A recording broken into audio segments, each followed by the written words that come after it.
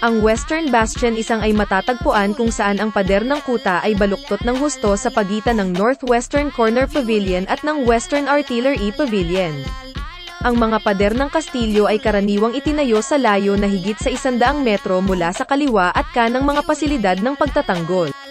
Matatagpuan ang Western Bastion may 155 metro ang layo mula sa Northwest Corner Tower. Ito ay isang mahalagang punto ng pagtatanggol. Dahil ang pader na umaabot mula sa Hwasumon Gate yumuko ng husto patungo sa tuktok ng Paldolsan Mountain, itinayo ang Western Bastion isa malapit sa Corner Pavilion.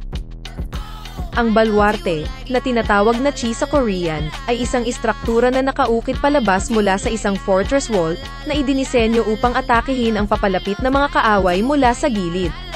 Ang anchi ay tumutukoy sa isang pader na nakalabas sa isang tiyak na distansya. Mayroong 10 chi sa Hwasong Fortress upang protektahan ang kastilyo at salakayin ang kaaway na papalapit sa mga ramparts. Ang pangalang chi ay nagmula sa Chinese character para sa pheasant. Magaling kasi magtago at sumilip ang mga ibon. Ang orihinal na ibig sabihin ng chi ay isang ibon dahil ito ay mahusay na nagtatago at mahusay na sumilip. Kaya naman sinundan nito ang pangalan at tinawag na Anchisang. Ang Hwasong Fortress ay may kabuuang 10 baluarte, at ang kanilang hugis ay bahagyang nag-iiba depende sa lupain. Ang anyo ng baluarte ay matatagpuan sa mga kastilyo sa buong mundo. Ang Bastion of Suwon Hwasong Fortress ay kat-anji tanging maganda sa hitsura.